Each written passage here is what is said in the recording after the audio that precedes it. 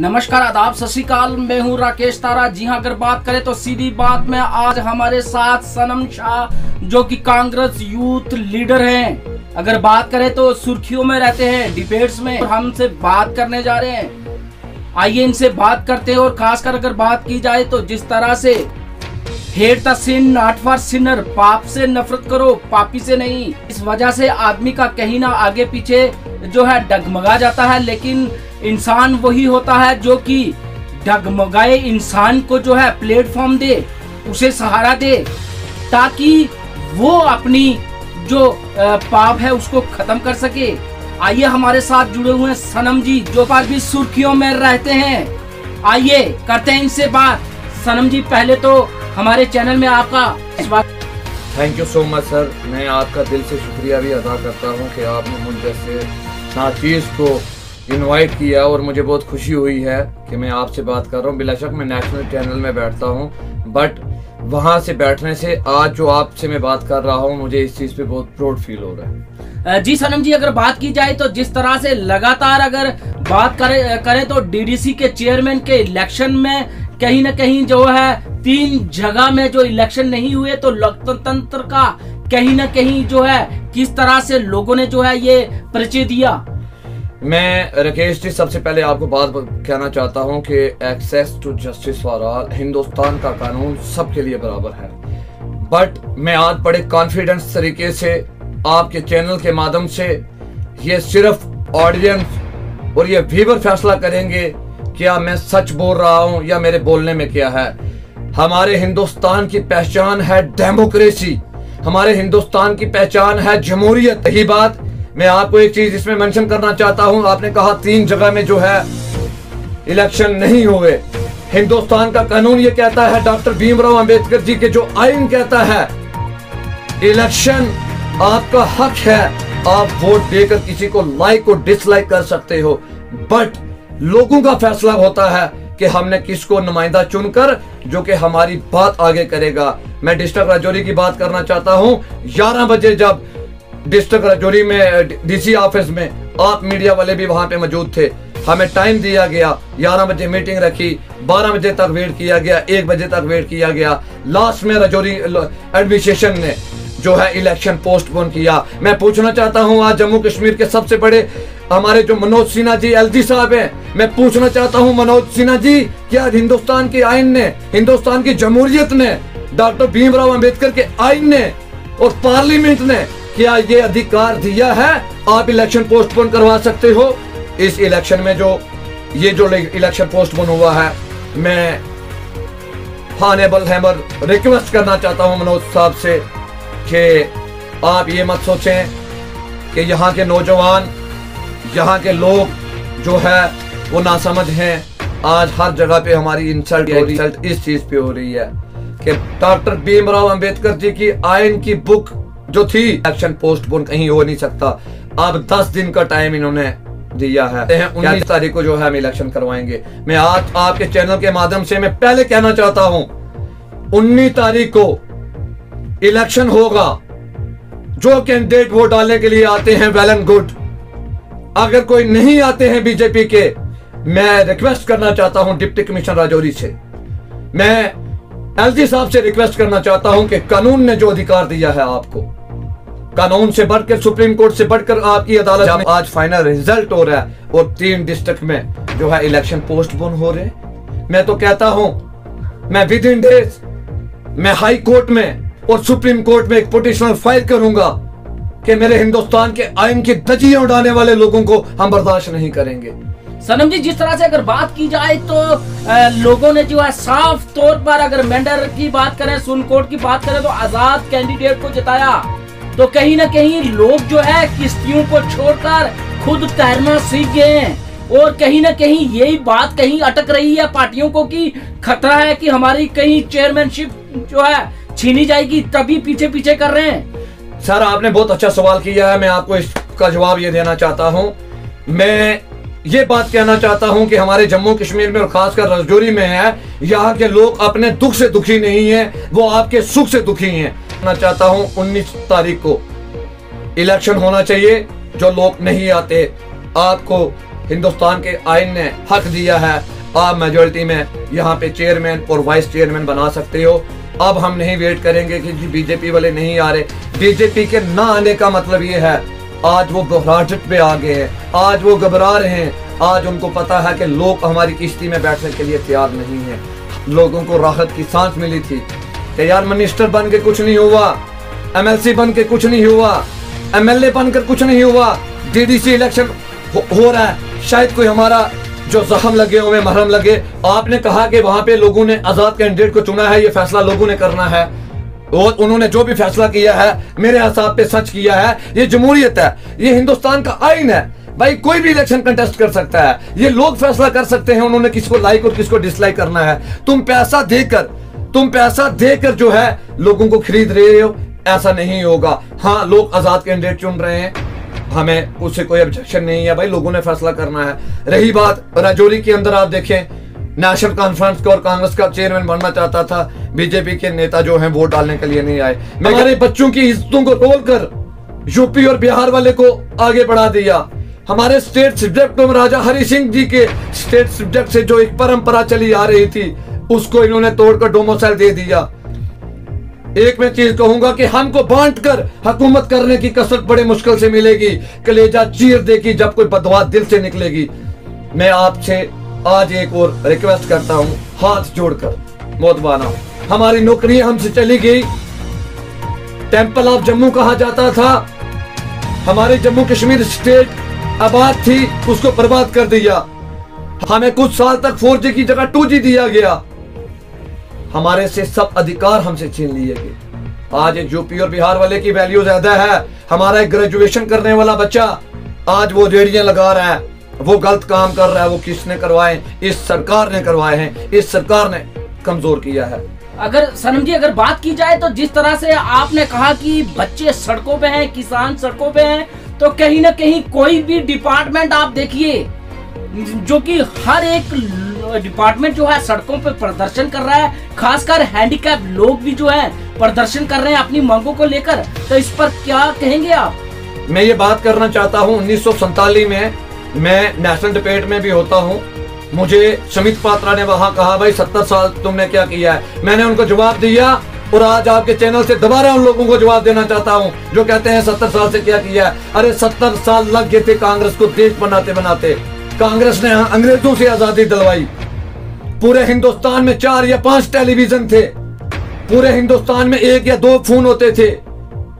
हमारा देश अंग्रेजों के गुलाम था, कांग्रेस ने देश को आजाद करवाया था। 70 साल लग गए थे कांग्रेस को देश बनाते बनाते, पर भारतीय जनता पार्टी ने चंद ही सालों में हिंदुस्तान को तबाह और बर्बाद कर दिया। चाइना लद्दाख के अंदर 38,000 स्क्वायर फीट आ चुका है। और राकेश जी जम्मू कश्मीर के पत्रकार हैं जिन्होंने एक हकीकत बयान की, लोगों को बताया गया वाजपेयी भी भारतीय जनता पार्टी के नेता थे। मैं एक मुस्लिम हूं, मैं जब भी वाजपेयी की हिस्ट्री पढ़ता हूं मेरे आंखों से आंसू आ जाते हैं, क्योंकि उन्होंने मतस्पी नहीं की, उन्होंने हमेशा सेकुलर तरीके से सियासत की है। अब्दुल कलाम जी ने एक सेकुलर सियासत की है। एक देश को आजाद करवाने के लिए कितने मुसलमानों ने बलिदान दिया था। हवालदार अब्दुल हमीद पाकिस्तान से कितने टैंक को नस्बो नबूद करने वाला अपनी छाती पे गोली खाकर हिंदुस्तान जिंदाबाद बोलता है। आज बीजेपी हमें प्रूफ मांगती है, आप देशभक्ति का सबूत दो। ये डायपर लगाते थे तब, ये टाफी को टापी बोलते थे जब हमारे बुजुर्गों ने यहाँ पे पाकिस्तानी सीज वायलेशन के धमाके से हैं। अगर बात की जाए जो जिस तरह से आपने पीर पंचाल खित्ता की बात की, तो किस तरह से जिस तरह से कवालियों से राजौरी को जिस तरह से आजाद करवाया, और कहीं ना कहीं अगर देखा जाए तो वहाँ कोई एक कम्युनिटी नहीं थी, सभी कम्युनिटी ने मिलकर अपनी जानें दी और अपने घरों को कुर्बान किया। तो वो आज भी हिस्ट्री है कि कहीं पे अगर बात की जाए तो एक कम्युनिटी ने इसको जो है आजादी नहीं दिलाई राजौरी को, जो कि कवालियों से आजादी दिलवाई पूरी कम्युनिटी ने। जी हाँ, अगर हिंदू मुस्लिम सिख ईसाई जो कि अपने बच्चे को बाद में देखते थे और दूसरे को पहले बचाते थे कि उसको बचाना है, मैंने अपने बच्चे की परवाह नहीं करते थे, ऐसे लोगों को क्यों बुलाया जा रहा है? सर आपने बहुत अच्छा सवाल किया, मैं ये जवाब देना चाहता हूँ।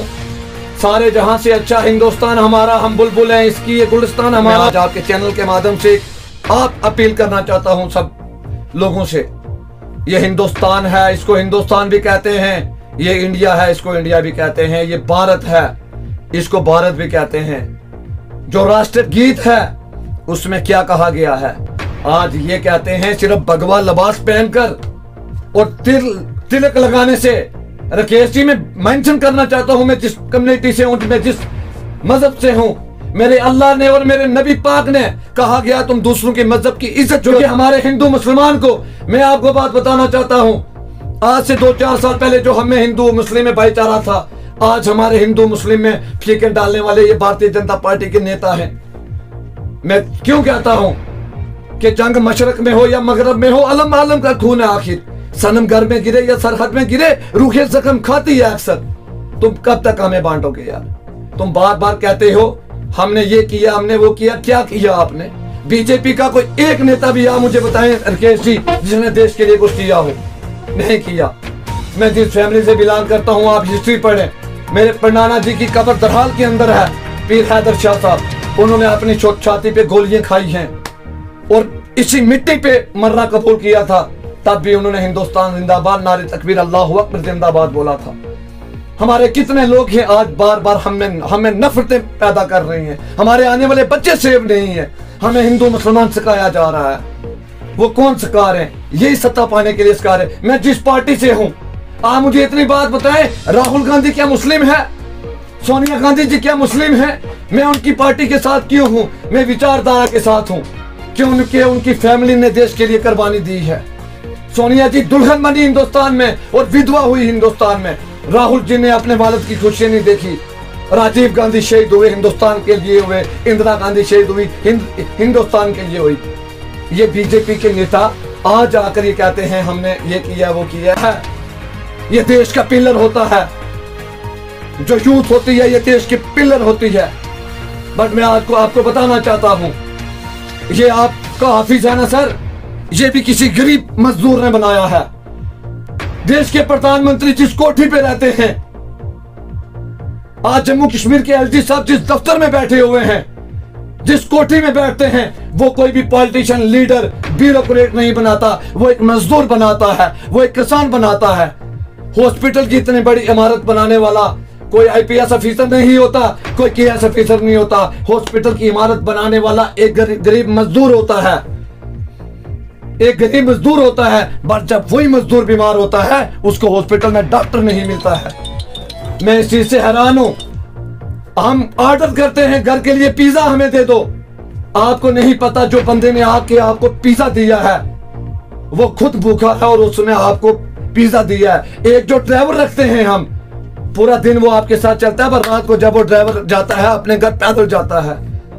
आज देश के किसान, आज देश के मजदूर कितने अरसे से जो सिंधु बॉर्डर में बैठे हुए हैं, वो अपना हक मांगते हैं, नहीं किसी से भीख मांगते हैं। इन्होंने पूरा अडानी और अबानी को बेच दिया। मैं आपसे एक मुदबाना, अगर मुझे आप इजाजत दें, मैं बड़ी तीखी बात करूंगा। आप मुझे इजाजत।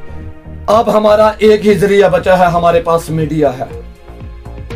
पर राकेश जी, मैं आपसे भी, राजौरी के जितने भी पत्रकार हैं, जम्मू कश्मीर के जितने भी पत्रकार हैं, आप मुझे लीडर नहीं समझें।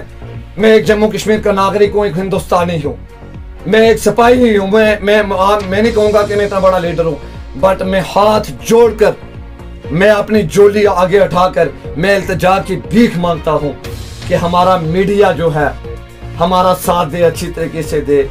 मैं डीसी से नहीं मिल सकता हूं, सनम हार्ट टाइम एसपी से नहीं मिल सकता है।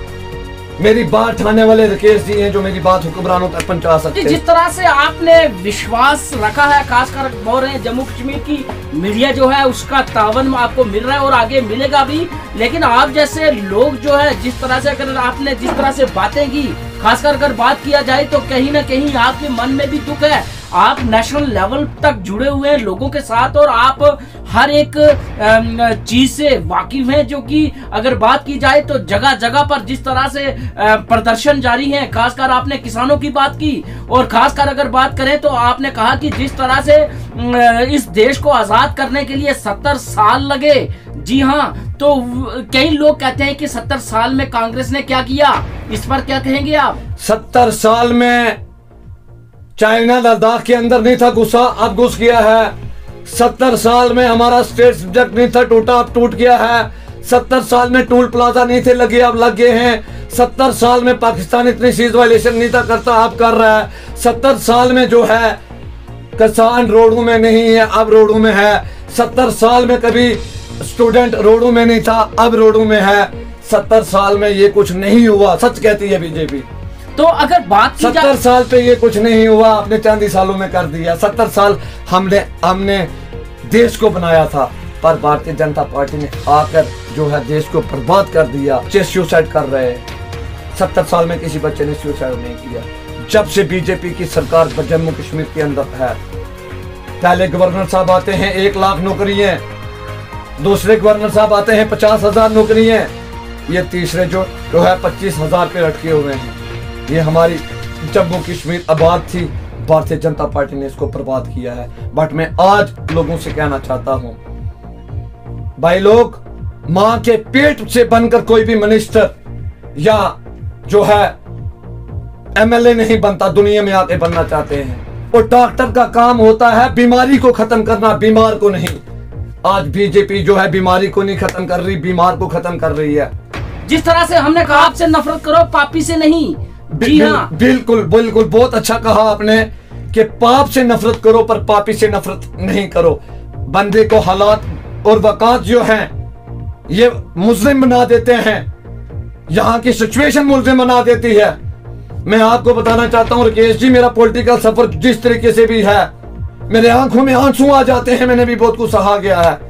हमेशा कुछ अफसर अपनी प्रमोशन पाने के लिए होकर कभी गलत FIR लगा देते हैं, गलत पर्चा लगा देते हैं। मैं इन चीजों से गुजरा हूं, बट मेरे दिल में आग है। जिन अफसरों ने मेरे साथ ऐसा किया था, जब तक मैं उनको कोर्ट के कटहरे में खड़ा नहीं करूंगा तब तक मैं चैन नहीं पाऊंगा। आज हर बोलने वाले को दबाया जाता है, आज जो हट्टी बात करता है उसको दुश्मन समझा जाता है। मेरा रजौरी से सफर जो पॉलिटिकल शुरू हुआ राकेश जी, मैं नॉन पॉलिटिकल फैमिली से था, मुझे फैमिली बैकग्राउंड नहीं थी, बट मैंने इस चीज को सोचा, एक MLA का बेटा ही MLA बन सकता है क्यों, एक MLC का बेटा ही MLC बन सकता है क्यों, एक मिनिस्टर का बेटा ही मिनिस्टर बन सकता है क्यों। ये तो जनता ने दिखाया BDC और DDC इलेक्शन में कि किस तरह से आजाद कैंडिडेट जो कि लोगों की नजरों में थे कि डेवलपमेंट लाएंगे, और उन्होंने उनको जिताकर विजय कर कर भेजा। यही तो चेंजिंग है। कहीं ना कहीं लोग जो हैं अपने मत का दान करना शुरू हो गए हैं। वो जानते हैं कि हमने एक सरपंच के पीछे वोट नहीं देना, हमने अपने मत का दान उसी को देना है जो डेवलपमेंट कर सकता है। क्या कहेंगे आप? मैं आपको बताना चाहता हूँ, मैं बात करना चाहता हूँ, कुछ लीडर हैं ऐसे। मुझे राहुल जी ने एक बात बोली थी सर, कि आपको अगर लीडर बनना है आपको डबल क्रॉस करना है।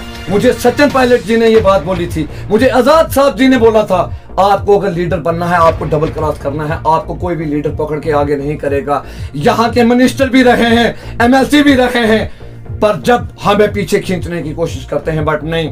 आज चैलेंज से सनम शाह कहता है आप एक प्रोग्राम ऑर्गेनाइज करें। मैं कॉन्फिडेंस तरीके से कहता हूं, एक यहाँ के कैबिनेट मिनिस्टर के साथ इतने युवा नौजवान नहीं होंगे, मुझे फक्र है, जो मेरे साथ होंगे, क्योंकि मैं अपने नौजवानों के साथ रोड पे उतरा हूं।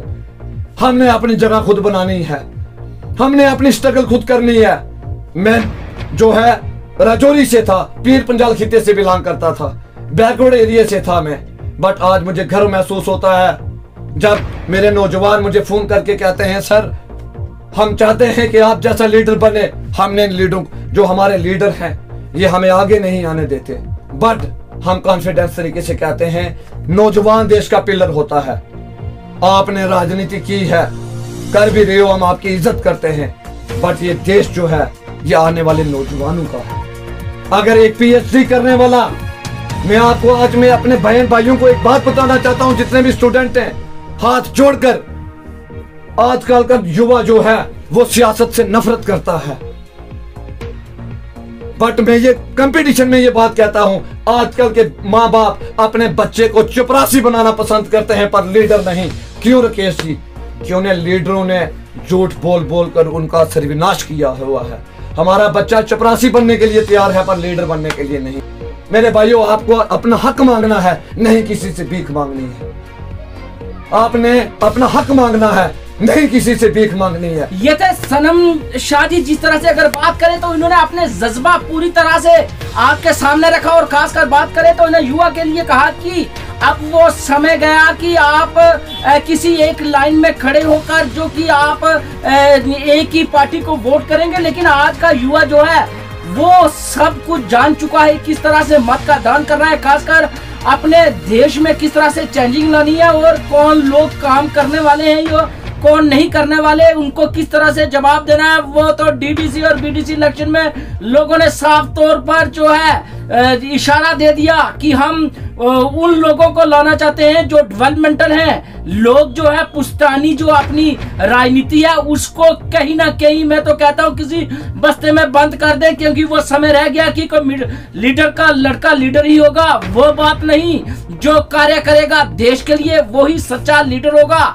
ये थे हमारे साथ कांग्रेस यूथ लीडर। अगर बात करें सनम जी, ये तरह की, और हम इनका शुक्रिया अदा करते हैं कि हमारे चैनल में आए और हमसे बात की और आप लोगों तक वो बातें पहुंचाई जो इनके मन में थी।